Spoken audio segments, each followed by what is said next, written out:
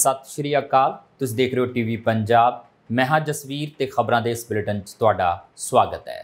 सब तो पहला नज़र पाउने आ हैडलाइनस ते। प्रधानमंत्री जस्टिन ट्रूडो ने इंडोनेशिया के राष्ट्रपति ते आसियान के मौजूदा प्रधान नाल कीती मुलाकात। ट्रूडो ने इंडो पैसिफिक खेतर नाल कैनेडा के आर्थिक संबंधां नूं मजबूत करन लई नवें फंडिंग दा कीता ऐलान। प्रभमीत सरकारिया बने ट्रांसपोर्ट मंत्री। पंजाबी भाईचारे नाल संबंधित ट्रकिंग एजेंसियां खुश। ट्रकिंग एसोसीएशन ने कहा साडी खुशकिस्मती हरिंदर तखड़ तो बाद सानू ये दूजी वारी पंजाबी ट्रांसपोर्ट मंत्री मिलिया। ओंटारियो के प्रीमियर डग फोर्ड ने अपने मंत्रीमंडल च कीता फेरबदल। स्टीव क्लार्क के अस्तीफे तो बाद पॉल कैलेंड्रा होणगे हाउसिंग मंत्री। मैनीटोबा च लगातार तीजी बार प्रोग्रेसिव कंजरवेटिव पार्टी नूं सत्ता च लियाउण दे उद्देश नाल प्रीमियर हीथर स्टीफनसन वालों चोण मुहिम का आगाज़। पर सर्वेखणा मुताबक लड़ाई चुनौतीपूर्ण, एनडीपी देवेगी सख्त टक्कर। प्रधानमंत्री जस्टिन ट्रूडो ने अज इंडोनेशिया के राष्ट्रपति ते आसियान के मौजूदा प्रधान जोको विडोडो नाल मुलाकात की। ट्रूडो ने 43वें आसियान सम्मेलन तो पहला सुरक्षा नूं बेहतर बनाउण अते इंडो पैसिफिक खेतर नाल कैनेडा के आर्थिक संबंधां नूं मजबूत करने लई नवें फंडिंग का ऐलान भी किया। नेतावां ने विकास सहयोग ते एक संयुक्त समझौते की घोषणा भी की जो कैनेडा ते इंडोनेशिया नूं विकास ते मिल के काम करने लई वचनबद्ध करता है ते जो संयुक्त राष्ट्र के सस्टेनेबल डिवेलपमेंट टीचिਆਂ ਵੱਲ तरक्की नूं तेज़ करन च मदद करता है। प्रधानमंत्री ट्रूडो ने जकार्ता च एक्सपोर्ट डिवेलपमेंट कैनेडा दफ्तर खोलण का भी ऐलान किया। इंडोनेशिया च यह वधी हुई कैनेडियन मौजूदगी कैनेडियन कंपनियों नूं इस खेतर च कारोबार करन च मदद करेगी अते क्लीन टैक बुनियादी ढांचे अते एग्री फूड वर्गे खेतरां च कैनेडा के वध रहे व्यापार नूं उत्साहित करेगी। अगले 2 दिनों में प्रधानमंत्री ट्रूडो आसियान सम्मेलन च शामिल होणगे ते आसियान कैनेडा रणनीतिक भाईवाली की अधिकारत शुरुआत के नाल कैनेडा आसियान संबंधां च एक नवे युग की शुरुआत की निशानदेही करनगे। आसियान दे नाल कैनेडा का व्यापार पहला नालों तेज़ी नाल वध रहा है। 2021 च व्यापार च 18% की वाधा दर 2022 च 28.8% तक पहुँच गई है। प्रभमीत सरकारिया के ट्रांसपोर्ट मंत्री बनन ते पंजाबी भाईचारे नाल संबंधित ट्रकिंग एजेंसियां वालों खुशी का प्रगटावा किया गया है। पंजाबी ट्रकिंग इंडस्ट्री नाल संबंधित संस्थावां विचों एक कैनेडियन ऑर्गेनाइजेशन ऑफ ट्रकिंग एसोसीएशनस दे जसकरण संधू ने कहा कि असीं प्रभमीत सरकारिया की नियुक्ति का स्वागत करते हैं, पर इस दे नाल ही साडे कुछ मुद्दे भी ने ते असीं उम्मीद करते हैं कि प्रभमीत सरकारिया के सहयोग नाल उन्हां नूं हल भी किया जाएगा। कोटा दे ही मैंबर सराय ट्रकिंग एसोसीएशन के सतनाम सिंह सराय ने आख्या कि साडी ये खुशकिस्मती है कि हरिंदर तखड़ तो बाद सानू ये दूजी बारी पंजाबी ट्रांसपोर्ट मंत्री मिलिया है। उन्हें यह भी आख्या कि तखड़ की वजारत वेले कुछ लोगों वालों बेवजह उन्हां दी नुक्ताचीनी की जाती रही, पर हुण उम्मीद है कि इस बारी प्रभमीत सरकारिया नाल सकारात्मक व्यवहार करके पेशेवराना ढंग नाल मुद्दों नूं हल किया जाएगा।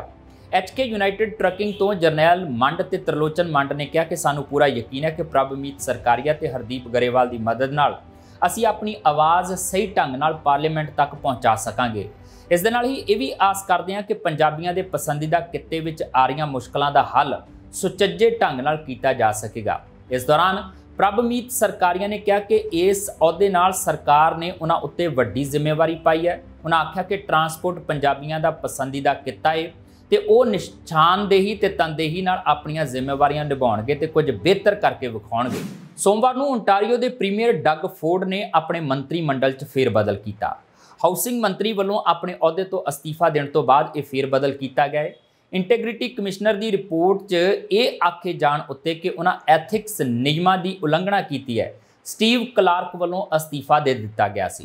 हुण उन्हां दी थां ते लॉन्ग टर्म केयर मंत्री रह चुके पॉल कैलेंड्रा लैणगे। इस दे नाल ही कैलेंड्रा सरकार के हाउस लीडर भी बने रहणगे, जबकि उन्हां दी थां लॉन्ग टर्म केयर मंत्री स्टैन चो नूं थापिया गया है।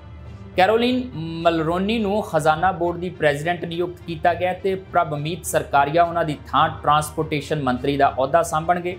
फ्रेंच भाईचारे नाल संबंधित मामलों की जिम्मेवारी मलरोनी निभाउंदी रहेगी। फोर्ड ने आख्या कि उन्हां टीम नविआई है, वो ओंटारियो वासियों के पक्ष उत्ते काम करना कदे बंद नहीं करनगे। मैनीटोबा च लगातार तीजी बार प्रोग्रेसिव कंजरवेटिव पार्टी नूं सत्ता च लियाउण दे उद्देश नाल प्रीमियर हीथर स्टीफनसन वालों अज अपनी चोण मुहिम का आगाज़ करने की उम्मीद है। हालांकि जनमत सर्वेखणों तो यह गल साफ नज़र आ रही है कि यह लड़ाई चुनौतीपूर्ण होगी ਤੇ ਇਸ ਲੜਾਈ 'ਚ ਉਹਨਾਂ ਨੂੰ ਵਿਰੋਧੀ ਧਿਰ NDP ਵੱਲੋਂ ਸਖਤ ਟੱਕਰ ਦਿੱਤੀ ਜਾਵੇਗੀ। ਕੋਵਿਡ-19 ਮਹਾਮਾਰੀ ਦੌਰਾਨ ਗਵਰਨਿੰਗ ਟੋਰੀਜ਼ ਦੇ ਪੋਲ ਨੰਬਰਾਂ 'ਚ ਤੇਜ਼ੀ ਨਾਲ ਗਿਰਾਵਟ ਦੇਖੀ ਗਈ ਸੀ, ਕਿਉਂਕਿ ਕੁਝ ਮਰੀਜ਼ਾਂ ਨੂੰ ਬਿਸਤਰਿਆਂ ਦੀ ਘਾਟ ਕਾਰਨ ਦੂਜੇ ਸੂਬਿਆਂ 'ਚ ਭੇਜਣਾ ਪਿਆ ਸੀ। ਸਾਲ 2021 ਦੇ ਅੰਤ 'ਚ ਆਪਣੀ ਪਾਰਟੀ ਦੀ ਅਗਵਾਈ ਦੀ ਦੌੜ ਜਿੱਤਣ ਮਗਰੋਂ ਸਟੀਵਨਸਨ ਨੇ ਸੂਬੇ ਦੀ ਪ੍ਰੀਮੀਅਰ ਦਾ ਅਹੁਦਾ ਸੰਭਾਲਿਆ ਸੀ, ਪਰ ਹੁਣ ਉਹਨਾਂ ਦਾ ਟੀਚਾ ਆਮ ਚੋਣਾਂ 'ਚ ਪ੍ਰੀਮੀਅਰ ਦਾ ਅਹੁਦਾ ਹਾਸਲ ਕਰਕੇ ਅਤੇ ਸੂਬੇ ਦੀ ਪਹਿਲੀ ਮਹਿਲਾ ਪ੍ਰੀਮੀਅਰ ਬਣ ਕੇ ਇਤਿਹਾਸ ਰਚਣਾ ਹੈ। ਉਹਨਾਂ ਦੇ ਮੁੱਖ ਵਿਰੋਧੀ ਨਿਊ ਡੈਮੋਕ੍ਰੈਟਿਕ ਪਾਰਟੀ ਦੇ ਆਗੂ ਵਾਬ ਕੈਨਿਊ ਹੈ ਤੇ ਜੇਕਰ NDP ਜਿੱਤ ਜਾਂਦੀ ਹੈ ਤੇ ਕੈਨਿਊ ਕੈਨੇਡਾ ਦੇ ਪਹਿਲੇ ਫਸਟ ਨੇਸ਼ਨਜ਼ ਪ੍ਰੋਵਿੰਸ਼ੀਅਲ ਪ੍ਰੀਮੀਅਰ ਵਜੋਂ ਇਤਿਹਾਸ ਰਚ ਦੇਣਗੇ। ਸਟੀਵਨਸਨ ਪਾਰਟੀ ਪ੍ਰੀਮੀਅਰ ਦੇ ਤੌਰ ਤੇ ਜ਼ਿਆਦਾਤਰ ਸਮੇਂ ਲਈ ਚੋਣਾਂ 'ਚ ਪਿੱਛੇ ਰਹੀ ਹੈ, ਪਰ ਹੁਣ ਇਹ ਪਾੜਾ ਘਟ ਗਿਆ ਹੈ। ਹਾਲਾਂਕਿ ਵੋਟ ਅਗਲੇ ਮਹੀਨੇ 3 ਅਕਤੂਬਰ ਨੂੰ ਹੋਣੀ ਹੈ, ਪਰ ਇਹ ਚੋਣ ਪ੍ਰਚਾਰ ਤਾਂ ਬਸੰਤ ਦੇ ਅਖੀਰ ਤੋਂ ਹੀ ਚੱਲ ਰਿਹਾ ਹੈ ਤੇ ਦੋਵੇਂ ਪਾਰਟੀਆਂ ਵਿਚਾਲੇ ਸਖਤ ਲੜਾਈ ਦੀ ਉਮੀਦ ਕਰ ਰਹੀ ਹੈ। ਹਾਲੀਆ ਓਪੀਨੀਅਨ ਪੋਲ ਸੁਝਾਅ ਦਿੰਦੇ ਨੇ ਕਿ ਪ੍ਰਸਿੱਧੀ 'ਚ NDP ਦੀ ਲੀਡ ਘਟ ਗਈ ਹੈ। ਹਾਲਾਂਕਿ ਪ੍ਰੋਬ ਰਿਸਰਚ ਵੱਲੋਂ ਜਾਰੀ ਕੀਤੇ ਗਏ ਤਾਜ਼ਾ ਤਿਮਾਹੀ ਸਰਵੇਖਣ ਨੇ ਸੁਝਾਅ ਦਿੱਤਾ ਹੈ ਕਿ NDP ਨੇ ਵਿਨੀਪੈਗ 'ਚ 12 ਪੁਆਇੰਟ ਦੀ बढ़त ਰੱਖੀ ਹੈ। ਸੂਬੇ ਦੀ ਕੁੱਲ 57 ਵਿਧਾਨ ਸਭਾ ਸੀਟਾਂ 'ਚੋਂ 32 ਵਿਨੀਪੈਗ ਤੋਂ ਹੀ ਨੇ ਤੇ ਇੱਥੇ ਅਕਸਰ ਵੱਖ-ਵੱਖ ਪਾਰਟੀਆਂ ਵੱਲੋਂ ਚੋਣਾਂ ਜਿੱਤੀਆਂ ਅਤੇ ਹਾਰੀਆਂ ਜਾਂਦੀਆਂ ਨੇ। ਚੋਣ ਮੁਕਾਬਲੇ ਨੂੰ ਲੈ ਕੇ ਪ੍ਰੋਬ ਰਿਸਰਚ ਦੀ ਮੈਰੀ ਐਗਨੇਸ ਵੇਲਚ ਨੇ ਕਿਹਾ ਹੈ, ਇਹ ਲਗਭਗ ਬਲਾਕ ਦਰ ਬਲਾਕ ਹੈ। ਇਹ ਲਗਭਗ ਆਂਢ ਗੁਆਂਢ ਦੇ ਹਿਸਾਬ ਨਾਲ ਹੋਣ ਜਾ ਰਿਹਾ ਹੈ। 10 ਵੱਖ-ਵੱਖ ਸੀਟਾਂ ਤੇ 300-500 ਵੋਟਾਂ ਦਾ ਅੰਤਰ। ਮੈਨੂੰ ਲੱਗਦਾ ਹੈ ਕਿ ਇਹ ਕਾਫੀ ਸਖਤ ਮੁਕਾਬਲਾ ਹੋ ਸਕਦਾ ਹੈ। ਜ਼ਿਕਰਯੋਗ ਹੈ ਕਿ NDP ਨੇਤਾ ਵਜੋਂ ਕਿਨਿਊ ਦੀ ਇਹ ਦੂਜੀ ਚੋਣ ਹੋਵੇਗੀ, ਜਦਕਿ ਟੋਰੀਜ਼ ਨੇ 2019 ਚ ਬਹੁਮਤ ਹਾਸਲ ਕੀਤਾ ਸੀ। ਇਹਨਾਂ ਚੋਣਾਂ 'ਚ ਕਿਨਿਊ ਨੂੰ NDP ਦੀ ਕਿਸਮਤ ਨੂੰ ਬਦਲਣ ਅਤੇ 8 ਸੀਟਾਂ ਲੈਣ ਦਾ ਸਿਹਰਾ ਦਿੱਤਾ ਗਿਆ ਸੀ। ਆਗਾਮੀ ਚੋਣਾਂ ਨੂੰ ਲੈ ਕੇ NDP ਨੇ ਹੁਣ ਆਪਣਾ ਵਧੇਰੇ ਸੰਦੇਸ਼ ਸਿਹਤ ਦੇਖਰੇਖ ਤੇ ਕੇਂਦਰਿਤ ਕੀਤਾ ਹੈ ਤੇ ਪਾਰਟੀ ਨੇ ਉਪਯੋਗਤਾ ਬਿੱਲਾਂ ਅਤੇ ਇਲੈਕਟ੍ਰਿਕ ਵਾਹਨ ਸਬਸਿਡੀਆਂ ਵਰਗੇ ਪਾਕਟਬੁੱਕ ਮੁੱਦਿਆਂ ਤੇ ਵੀ ਸਮਾਂ ਬਿਤਾਇਆ ਹੈ। ਪ੍ਰਧਾਨ ਮੰਤਰੀ ਜਸਟਿਨ ਟਰੂਡੋ ਨੇ ਮਜ਼ਦੂਰ ਦਿਵਸ ਤੇ ਬਿਆਨ ਜਾਰੀ ਕਰਦਿਆਂ ਕਿਹਾ ਹੈ ਕਿ ਕੈਨੇਡਾ ਦੇ ਕਾਮੇ ਸਾਡੇ ਦੇਸ਼ ਦੀ ਰੀੜ੍ਹ ਦੀ ਹੱਡੀ ਨੇ। ਉਹ ਸੰਸਾਰ 'ਚ ਸਭ ਤੋਂ ਵੱਧ ਮਿਹਨਤੀ, ਸੰਸਾਧਨ ਤੇ ਲਚਕੀਲੇ ਨੇ। ਅੱਜ ਮਜ਼ਦੂਰ ਦਿਵਸ ਤੇ ਅਸੀਂ ਮਜ਼ਦੂਰ ਲਹਿਰ ਦੇ ਇਤਿਹਾਸਕ ਯੋਗਦਾਨ ਨੂੰ ਮਾਨਤਾ ਦਿੰਦੇ ਹਾਂ ਤੇ ਅਸੀਂ ਆਪਣੇ ਮਜ਼ਦੂਰਾਂ ਦੀ ਸੁਰੱਖਿਆ ਅਤੇ ਇੱਕ ਮਜ਼ਬੂਤ, ਵਧੇਰੇ ਖੁਸ਼ਹਾਲ ਅਤੇ ਵਧੇਰੇ ਪ੍ਰਤੀਯੋਗੀ ਕੈਨੇਡਾ ਬਣਾਉਣ ਵਿੱਚ ਇਸ ਦੀ ਜ਼ਰੂਰੀ ਭੂਮਿਕਾ ਦਾ ਜਸ਼ਨ ਮਨਾਉਂਦੇ ਆ। ਟਰੂਡੋ ਨੇ ਕਿਹਾ ਕਿ ਸਾਡੇ ਵਰਕਰ ਸਾਡੇ ਦੇਸ਼ ਦਾ ਭਵਿੱਖ ਸੁਰੱਖਿਅਤ ਕਰਨਗੇ। ਸਾਡੇ ਵਿਸ਼ਵ ਪ੍ਰਮੁੱਖ ਟੈਕਨੋਲੋਜੀ ਉਦਯੋਗ ਤੋਂ ਲੈ ਕੇ ਖਣਿਜ ਖਣਨ ਅਤੇ ਇਲੈਕਟ੍ਰਿਕ ਵਾਹਨ ਤੇ ਬੈਟਰੀ ਨਿਰਮਾਣ ਤੱਕ ਸਾਡੇ ਕਰਮਚਾਰੀ ਦੁਨੀਆ ਭਰ ਦੀਆਂ ਕੰਪਨੀਆਂ ਤੋਂ ਅਰਬਾਂ ਦਾ ਨਿਵੇਸ਼ ਆਕਰਸ਼ਿਤ ਕਰ ਰਹੇ ਨੇ ਤੇ ਸਵੱਛ ਅਰਥ ਵਿਵਸਥਾ 'ਚ ਸੈਂਕੜੇ ਹਜ਼ਾਰਾਂ ਉੱਚ ਗੁਣਵੱਤਾ, ਚੰਗੀ ਤਨਖਾਹ ਵਾਲੀਆਂ ਕੈਨੇਡੀਅਨ ਨੌਕਰੀਆਂ ਪੈਦਾ ਕਰ ਰਹੇ ਨੇ। ਹਰ ਕੈਨੇਡੀਅਨ ਵਰਕਰ ਨੂੰ ਆਧੁਨਿਕ ਕੰਮ ਵਾਲੀ ਥਾਂ ਤੇ ਕੀਮਤੀ, ਸੁਰੱਖਿਅਤ ਮਹਿਸੂਸ ਕਰਨਾ ਚਾਹੀਦਾ ਹੈ। ਸਾਡੇ ਕਾਮਿਆਂ ਦੇ ਰਹਿਣ ਸਹਿਣ ਦੀ ਵੱਧਦੀ ਲਾਗਤ ਦੇ ਮੱਦੇਨਜ਼ਰ ਕੈਨੇਡਾ ਸਰਕਾਰ ਨੇ ਇਸ ਸਾਲ ਦੇ ਸ਼ੁਰੂ 'ਚ ਸੰਘੀ ਘੱਟੋ-ਘੱਟ ਉਜਰਤ ਨੂੰ $15.55 ਤੋਂ ਵਧਾ ਕੇ $16.65 ਪ੍ਰਤੀ ਘੰਟਾ ਕਰ ਦਿੱਤਾ ਹੈ। ਪਿਛਲੇ ਸਾਲ ਅਸੀਂ ਸੰਘੀ ਤੌਰ ਤੇ ਨਿਯੰਤਰਿਤ ਨਿੱਜੀ ਸੈਕਟਰ 'ਚ ਕੰਮ ਕਰਨ ਵਾਲੀਆਂ ਥਾਵਾਂ ਤੇ ਹਰੇਕ ਕਰਮਚਾਰੀ ਲਈ ਸਾਲਾਨਾ 10 ਦਿਨਾਂ ਦੀ ਅਦਾਇਗੀ ਬੀਮਾ ਛੁੱਟੀ ਵੀ ਲਾਗੂ ਕੀਤੀ, ਕਿਉਂਕਿ ਕਿਸੇ ਨੂੰ ਵੀ ਬਿਮਾਰ ਹੋਣ ਜਾਂ ਆਪਣੇ ਬਿੱਲਾਂ ਦਾ ਭੁਗਤਾਨ ਕਰਨ ਤੇ ਘਰ ਰਹਿਣ ਦੇ ਵਿਚਕਾਰ ਚੋਣ ਨਹੀਂ ਕਰਨੀ ਚਾਹੀਦੀ। ਲੇਬਰ ਡੇ ਵੀਕਐਂਡ ਉੱਤੇ ਪਲਾਨ ਕੀਤੀ ਗਈ ਗੈਰ ਮਨਜ਼ੂਰਸ਼ੁਦਾ ਕਾਰ ਰੈਲੀ ਦੇ ਸਬੰਧ 'ਚ ਕਾਰਵਾਈ ਕਰਦਿਆਂ ਓਨਟਾਰੀਓ ਪ੍ਰੋਵਿੰਸ਼ੀਅਲ ਪੁਲਿਸ ਨੇ ਵਸਾਗਾ ਬੀਚ ਤੇ ਨਾਲ ਲੱਗਦੇ ਇਲਾਕਿਆਂ 'ਚ 250 ਤੋਂ ਵੀ ਵੱਧ ਚਾਰਜਸ ਲਾਏ ਨੇ। ਐਤਵਾਰ ਨੂੰ ਜਾਰੀ ਕੀਤੀ ਗਈ ਨਿਊਜ਼ ਰਿਲੀਜ਼ 'ਚ OPP ਨੇ ਆਖਿਆ ਹੈ ਕਿ ਸ਼ੁੱਕਰਵਾਰ ਨੂੰ 97 ਚਾਰਜਸ ਲਾਏ ਗਏ ਤੇ ਸ਼ਨੀਚਰਵਾਰ ਨੂੰ 160 ਚਾਰਜਸ ਲਾਏ ਗਏ। ਇਹਨਾਂ ਵਿੱਚੋਂ ਕੁਝ ਤੇਜ਼ ਰਫ਼ਤਾਰ ਨਾਲ ਗੱਡੀ ਚਲਾਉਣ, ਕੁਝ ਲਾਇਸੈਂਸ ਪਲੇਟ ਦੀ ਉਲੰਘਣਾ ਕਰਨ ਤੇ ਡਰਾਈਵਰ ਦੇ ਲਾਇਸੈਂਸ ਸੰਬੰਧੀ ਗੜਬੜੀ ਕਾਰਨ ਲਾਏ ਗਏ ਨੇ। ਪੁਲਿਸ ਨੇ ਦੱਸਿਆ ਕਿ ਨਤੀਜੇ ਵਜੋਂ ਕਈ ਗੱਡੀਆਂ ਨੂੰ ਜ਼ਬਤ ਕਰ ਲਿਆ ਗਿਆ ਹੈ। ਇਹ charges highway traffic act, liquor licence ਤੇ ਕੰਟਰੋਲ ਐਕਟ ਅਤੇ ਕੰਪਲਸਰੀ ਆਟੋਮੋਬਾਈਲ ਇੰਸ਼ੋਰੈਂਸ ਐਕਟ ਤਹਿਤ ਲਾਏ ਗਏ ਨੇ। ਕਾਰ ਰੈਲੀ ਦੀ ਸੰਭਾਵਨਾ ਨੂੰ ਦੇਖਦਿਆਂ ਹੋਇਆਂ ਵਸਾਗਾ ਬੀਚ ਵਿੱਚ ਪੁਲਿਸ ਵੀ ਭਾਰੀ ਮਾਤਰਾ 'ਚ ਮੌਜੂਦ ਰਹੀ। ਸੜਕਾਂ ਨੂੰ ਬੰਦ ਕਰਨ ਦੇ ਨਾਲ-ਨਾਲ ਥਾਂ-ਥਾਂ ਉੱਤੇ ਚੈੱਕ ਨਾਕੇ ਲਾਏ ਗਏ ਤੇ ਸੋਧੀਆਂ ਹੋਈਆਂ ਕਾਰਾਂ ਨੂੰ ਬੀਚ ਫਰੰਟ ਉੱਤੇ ਜਾਣ ਤੋਂ ਵੀ ਰੋਕਿਆ ਗਿਆ। ਕੈਨੇਡਾ ਨੇ ਰੂਸ ਦੇ ਫਰਵਰੀ 2022 ਦੇ ਹਮਲੇ ਤੋਂ ਬਾਅਦ ਯੂਕਰੇਨ ਲਈ $8 ਬਿਲੀਅਨ ਤੋਂ ਵੱਧ ਦਾ ਵਾਅਦਾ ਕੀਤਾ, ਜਿਸ ਵਿੱਚ $1.5 ਬਿਲੀਅਨ ਤੋਂ ਵੱਧ ਦੀ ਫੌਜੀ ਸਹਾਇਤਾ ਵੀ ਸ਼ਾਮਲ ਹੈ। ਇਹ ਸੰਖਿਆ ਹਥਿਆਰਾਂ, ਵਾਹਨਾਂ ਜਾਂ ਬਾਰੂਦ ਦੇ ਹਰੇਕ ਵਾਅਦੇ ਦੇ ਨਾਲ ਰਾਸ਼ਟਰੀ ਰੱਖਿਆ ਵਿਭਾਗ ਦੀਆਂ ਖਬਰਾਂ 'ਚ ਜਾਰੀ ਕੀਤੀ ਗਈ ਹੈ। ਵਿਸ਼ਵ ਆਰਥਿਕਤਾ ਲਈ ਕੀਲ ਇੰਸਟੀਚਿਊਟ, ਜੋ ਕਿ ਇੱਕ ਯੂਕਰੇਨ ਸਪੋਰਟ ਟਰੈਕਰ ਦਾ ਪ੍ਰਬੰਧਨ ਕਰਦਾ ਹੈ, ਅਸਲ 'ਚ ਕੈਨੇਡਾ ਦੇ ਯੋਗਦਾਨ ਨੂੰ $1.63 ਬਿਲੀਅਨ US ਜਾਂ $2 ਬਿਲੀਅਨ ਕੈਨੇਡੀਅਨ ਤੋਂ ਵੱਧ ਦਾ ਅਨੁਮਾਨ ਲਗਾਉਂਦਾ ਹੈ। ਡਿਪਾਰਟਮੈਂਟ ਆਫ ਨੈਸ਼ਨਲ ਡਿਫੈਂਸ ਨੇ ਜਨਵਰੀ 'ਚ ਘੋਸ਼ਣਾ ਕੀਤੀ ਸੀ ਕਿ Canada national advanced surface to air missile system ਅਤੇ ਇਸ ਦੇ ਅਸਲਾ ਸੰਯੁਕਤ ਰਾਜ ਤੋਂ ਖਰੀਦੇਗਾ ਤੇ ਇਸ ਨੂੰ ਯੂਕਰੇਨ ਨੂੰ ਦਾਨ ਕਰੇਗਾ। 30 ਤੋਂ 50 ਕਿਲੋਮੀਟਰ ਦੀ ਰੇਂਜ ਵਾਲੀ ਜ਼ਮੀਨੀ ਆਧਾਰਿਤ ਹਵਾਈ ਰੱਖਿਆ ਪ੍ਰਣਾਲੀ ਨਾ ਸਿਰਫ ਬਿਲਕੁਲ ਨਵੀਂ ਹੈ, ਇਹ ਕੈਨੇਡੀਅਨ ਹਥਿਆਰਾਂ ਵਿੱਚ ਵੀ ਨਹੀਂ ਹੈ। ਰੱਖਿਆ ਮੰਤਰੀ ਅਨੀਤਾ ਆਨੰਦ ਨੇ ਕਿਹਾ ਕਿ ਯੂਕਰੇਨ ਤੇ ਰੂਸ ਦੇ ਬੇਰਹਿਮ ਹਵਾਈ ਹਮਲਿਆਂ ਦੇ ਮੱਦੇਨਜ਼ਰ ਇਹ ਹਵਾਈ ਰੱਖਿਆ ਪ੍ਰਣਾਲੀ ਯੂਕਰੇਨ ਦੇ ਆਬਾਦੀ ਕੇਂਦਰਾਂ ਤੇ ਡਰੋਨ, ਮਿਜ਼ਾਈਲ ਅਤੇ ਹਵਾਈ ਜਹਾਜ਼ਾਂ ਦੇ ਹਮਲਿਆਂ ਤੋਂ ਨਾਜ਼ੁਕ ਬੁਨਿਆਦੀ ਢਾਂਚੇ ਦੀ ਰੱਖਿਆ ਕਰਨ 'ਚ ਮਦਦ ਕਰੇਗੀ। ਡੀਸੀ ਦੀ ਜੰਗਲੀ ਫਾਇਰ ਸਰਵਿਸ ਦਾ ਕਹਿਣਾ ਹੈ ਕਿ ਲੰਬੇ ਵੀਕਐਂਡ ਦੌਰਾਨ ਮੌਸਮ ਨੇ ਸੂਬੇ ਦੇ ਕੇਂਦਰੀ ਫਾਇਰ ਜ਼ੋਨ 'ਚ ਕਈ ਸਰਗਰਮ ਬਲੇਜ਼ਾਂ ਤੇ ਬਹੁਤ ਹਮਲਾਵਰ ਅੱਗ ਦੀ ਗਤੀਵਿਧੀ ਕੀਤੀ।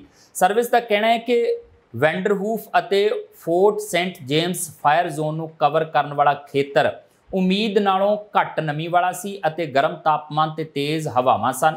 ਫਾਇਰ ਸਰਵਿਸ ਨੇ ਕਹਿਣਾ ਹੈ ਕਿ ਸਥਿਤੀਆਂ ਨੇ ਖੇਤਰ 'ਚ ਅੱਗ ਦੇ ਵਿਵਹਾਰ ਨੂੰ ਤੇਜ਼ ਕੀਤਾ, ਜਿਸ ਨਾਲ ਖੇਤਰੀ ਜ਼ਿਲ੍ਹੇ ਬਲਕਲੇ, ਨਿਚਾਕੋ ਅਤੇ ਫਰੇਜ਼ਰ ਫੋਰਟ ਜਾਰਜ ਦੇ ਖੇਤਰੀ ਜ਼ਿਲ੍ਹੇ ਦੁਆਰਾ ਪੇਂਡੂ ਖੇਤਰਾਂ 'ਚ ਨਿਕਾਸੀ ਦੇ ਆਦੇਸ਼ ਅਤੇ ਚੇਤਾਵਨੀਆਂ ਦਿੱਤੀਆਂ ਗਈਆਂ।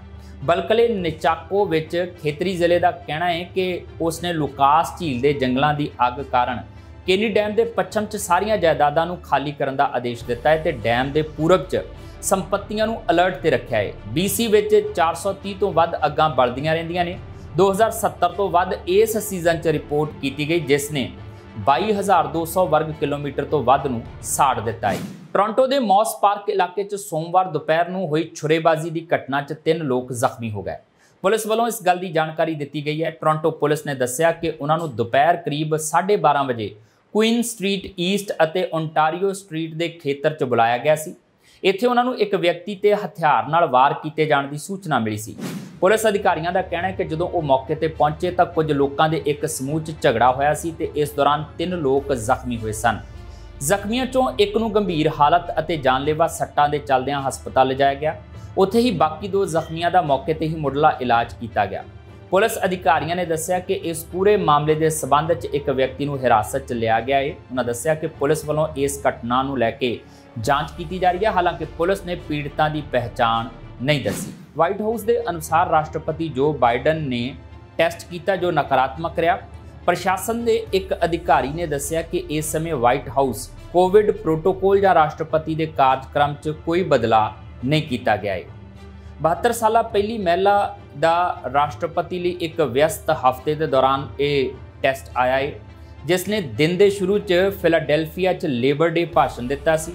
ਉਹ ਨਵੀਂ ਦਿੱਲੀ ਭਾਰਤ ਵਿੱਚ G20 ਸਿਖਰ ਸੰਮੇਲਨ ਲਈ ਰਵਾਨਾ ਹੋਣ ਤੋਂ ਪਹਿਲਾਂ ਮੰਗਲਵਾਰ ਨੂੰ ਵਾਈਟ ਹਾਊਸ ਦੇ ਇੱਕ ਸਮਾਰੋਹ 'ਚ ਇੱਕ ਆਰਮੀ ਕਪਤਾਨ ਨੂੰ ਮੈਡਲ ਆਫ ਆਨਰ ਪ੍ਰਦਾਨ ਕਰਨ ਵਾਲਾ ਹੈ।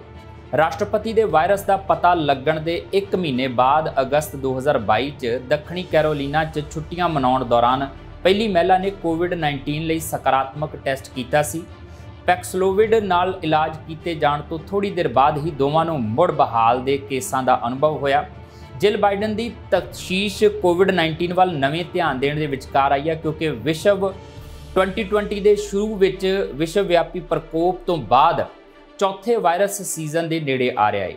US ਵਿੱਚ 19 ਅਗਸਤ ਨੂੰ ਖਤਮ ਹੋਏ ਹਫ਼ਤੇ ਵਿੱਚ ਹਰ 1 ਲੱਖ ਲੋਕਾਂ ਲਈ ਲਗਭਗ 4 ਨਵੇਂ ਹਸਪਤਾਲ ਦਾਖਲ ਹੋਏ, ਜੋ ਘੱਟ ਮੰਨਿਆ ਜਾਂਦਾ ਹੈ, ਜਦਕਿ 7 ਕਾਉਂਟੀਆਂ 'ਚ ਕੋਵਿਡ-19 ਦੇ ਉੱਚ ਪੱਧਰ ਸਨ। 117 ਕਾਉਂਟੀਆਂ ਦੇਸ਼ ਦਾ ਲਗਭਗ 3.6% ਮੱਧਮ ਥ੍ਰੈਸ਼ਹੋਲਡ ਵਿੱਚ ਸਨ ਅਤੇ ਵਿਆਪਕ ਤੌਰ ਤੇ ਟੈਕਸਾਸ ਦੀ ਰਾਜਨੀਤੀ ਨੂੰ ਹਿਲਾ ਦੇਣ ਦੀ ਉਮੀਦ ਕੀਤੀ ਜਾਂਦੀ ਹੈ। ਖਾਸ ਕਰਕੇ ਰਾਜ ਦੀ ਰਿਪਬਲਿਕਨ ਪਾਰਟੀ ਦੀ ਵਧੇਰੇ ਸਖਤ ਸੱਜੇ ਲੀਡਰਸ਼ਿਪ 'ਚ ਪੈਟਕਰਸਨ ਦੀ ਪਤਨੀ ਐਂਜਲਾ ਸਮੇਤ ਸਟੇਟ ਸੈਨੇਟ 'ਚ 12 ਡੈਮੋਕ੍ਰੇਟਸ ਅਤੇ 19 ਰਿਪਬਲਿਕਨ ਸ਼ੁਰੂਆਤੀ ਤੇ ਸਮਾਪਤੀ ਬਿਆਨਾਂ, ਗਵਾਹਾਂ ਦੀ ਗਵਾਹੀ, ਕ੍ਰਾਸ ਐਗਜ਼ਾਮੀਨੇਸ਼ਨ ਤੇ ਮਹਾਦੋਸ਼ ਦੇ 20 ਲੇਖਾਂ ਤੇ ਵਿਚਾਰ ਕਰਦੇ ਹੋਏ ਜਿਊਰੀ ਵੱਲੋਂ ਕੰਮ ਕਰਨਗੇ। ਪੈਟਕਰਸਨ ਨੂੰ ਅਹੁਦੇ ਤੋਂ ਪੱਕੇ ਤੌਰ ਤੇ ਹਟਾਉਣ ਲਈ 2/3 ਸੈਨੇਟਰਾਂ ਦੁਆਰਾ ਵੋਟ ਦੀ ਲੋੜ ਹੋਵੇਗੀ। Republican lieutenant governor Dan Patrick, ਜੋ ਕਿ ਰਾਜ ਸੈਨੇਟ ਦੇ ਪ੍ਰਧਾਨ ਵੀ ਨੇ, ਜੋ ਜੱਜ ਵਜੋਂ ਹਾਈ ਕੋਰਟ ਦੀ ਪ੍ਰਧਾਨਗੀ ਕਰਨਗੇ, ਨੇ ਇੱਕ ਇੰਟਰਵਿਊ 'ਚ ਕਿਹਾ, ਇਹ ਕੋਈ ਅਪਰਾਧਿਕ ਮੁਕੱਦਮਾ ਨਹੀਂ ਹੈ, ਇਹ ਸਿਵਲ ਮੁਕੱਦਮਾ ਨਹੀਂ ਹੈ, ਇਹ ਇੱਕ ਸਿਆਸੀ ਮੁਕੱਦਮਾ ਹੈ, ਇਹ ਤੱਥਾਂ ਬਾਰੇ ਹੈ ਅਤੇ ਇਹ ਸਬੂਤਾਂ ਬਾਰੇ ਹੈ। ਰਿਪਬਲਿਕਨ ਸਟੇਟ ਹਾਊਸ ਦੇ ਪ੍ਰਤੀਨਿਧੀ ਐਂਡਰਿਊ ਮੋਰ ਨੇ ਕਿਹਾ ਜਦੋਂ ਉਸਨੇ ਮਈ ਦੇ ਅਖੀਰ 'ਚ ਸੈਨੇਟ ਦੇ ਚੈਂਬਰ 'ਚ ਮਹਾਦੋਸ਼ ਦੇ ਲੇਖਾਂ ਨੂੰ ਪੇਸ਼ ਕਰਨ ਲਈ ਸਰਕਾਰੀ ਵਕੀਲਾਂ ਵਰਗੀ ਭੂਮਿਕਾ 'ਚ ਕੰਮ ਕਰਨ ਵਾਲੇ ਸਦਨ ਦੇ ਪ੍ਰਬੰਧਕਾਂ ਦੀ ਅਗਵਾਈ ਕੀਤੀ। ਪੈਟਸਨ 60 ਸਾਲ ਦੇ ਟਰੰਪ ਦੇ ਸਮਰਥਕ ਨਾਲ ਗਲਤ ਕੰਮਾਂ ਤੋਂ ਇਨਕਾਰ ਕੀਤਾ ਤੇ ਜ਼ੋਰ ਦੇ ਕੇ ਕਿਹਾ ਕਿ ਮਹਾਦੋਸ਼ ਸ਼ੁਰੂ ਤੋਂ ਹੀ ਰਾਜਨੀਤਿਕ ਤੌਰ ਤੇ ਪ੍ਰੇਰਿਤ ਧੋਖਾ ਸੀ। ਜੇਕਰ ਦੋਸ਼ੀ ਠਹਿਰਾਇਆ ਜਾਂਦਾ ਤੇ ਪੈਟਸਨ ਨੂੰ ਅਹੁਦੇ ਤੋਂ ਹਟਾਇਆ ਜਾ ਸਕਦਾ ਹੈ ਤੇ ਭਵਿੱਖ ਵਿੱਚ ਰਾਜ ਦੇ ਅਹੁਦੇ ਤੇ ਰਹਿਣ ਤੋਂ ਰੋਕਿਆ ਵੀ ਜਾ ਸਕਦਾ ਹੈ।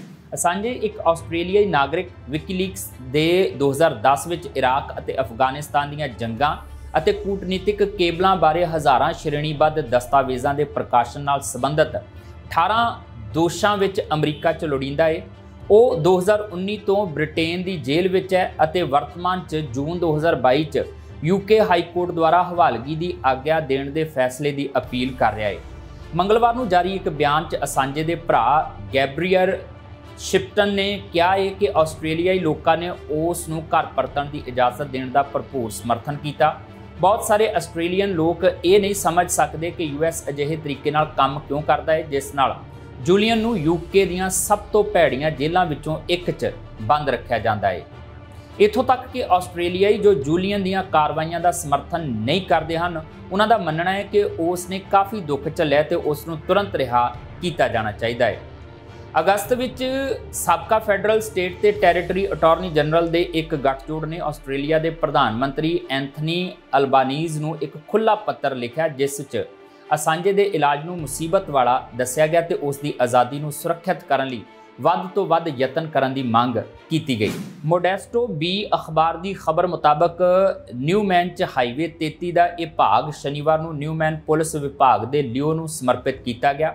ਹਾਈਵੇ 33 ਅਤੇ ਸਟੂਹਰ ਰੋਡ ਤੇ ਕਾਰਪੋਰਲ ਰੋਨੇਲ ਸਿੰਘ ਮੈਮੋਰੀਅਲ ਹਾਈਵੇ ਦੀ ਘੋਸ਼ਣਾ ਕਰਨ ਵਾਲਾ ਇੱਕ ਚਿੰਨ੍ਹ ਵੀ ਲਗਾਇਆ ਗਿਆ ਹੈ।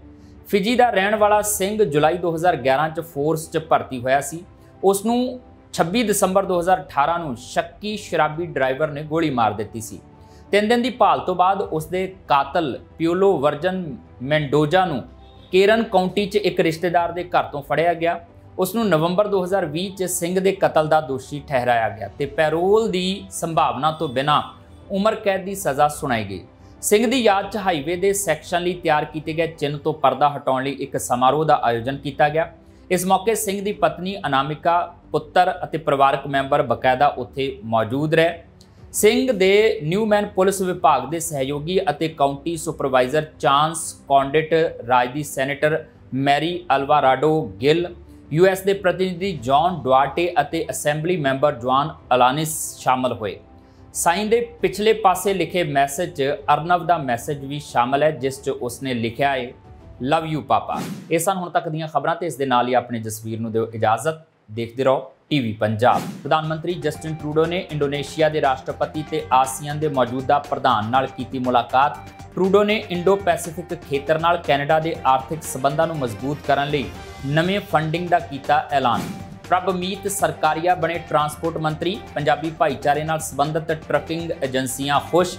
ਟਰੱਕਿੰਗ ਐਸੋਸੀਏਸ਼ਨ ਨੇ ਕਿਹਾ, ਸਾਡੀ ਖੁਸ਼ਕਿਸਮਤੀ ਹਰਿੰਦਰ ਤੱਖੜ ਤੋਂ ਬਾਅਦ ਸਾਨੂੰ ਇਹ ਦੂਜੀ ਵਾਰੀ ਪੰਜਾਬੀ ਟਰਾਂਸਪੋਰਟ ਮੰਤਰੀ ਮਿਲਿਆ। ਓਨਟਾਰੀਓ ਦੇ ਪ੍ਰੀਮੀਅਰ ਡਗ ਫੋਰਡ ਨੇ ਆਪਣੇ ਮੰਤਰੀ ਮੰਡਲ 'ਚ ਕੀਤਾ ਫੇਰਬਦਲ। ਸਟੀਵ ਕਲਾਰਕ ਦੇ ਅਸਤੀਫੇ ਤੋਂ ਬਾਅਦ ਪੌਲ ਕੈਲੇਂਡਰਾ ਹੋਣਗੇ ਹਾਊਸਿੰਗ ਮੰਤਰੀ। ਮੈਨੀਟੋਬਾ 'ਚ ਲਗਾਤਾਰ ਤੀਜੀ ਵਾਰ ਪ੍ਰੋਗਰੈਸਿਵ ਕੰਜ਼ਰਵੇਟਿਵ ਪਾਰਟੀ ਨੂੰ ਸੱਤਾ 'ਚ ਲਿਆਉਣ ਦੇ ਉਦੇਸ਼ ਨਾਲ ਪ੍ਰੀਮੀਅਰ ਹੀਥਰ ਸਟੀਫਨਸਨ ਵੱਲੋਂ ਚੋਣ ਮੁਹਿੰਮ ਦਾ ਆਗਾਜ਼। ਪਰ ਸਰਵੇਖਣਾਂ ਮੁਤਾਬਕ ਲੜਾਈ ਚੁਣੌਤੀਪੂਰਨ, ਐਨਡੀਪੀ ਦੇਵੇਗੀ ਸਖਤ ਟੱਕਰ।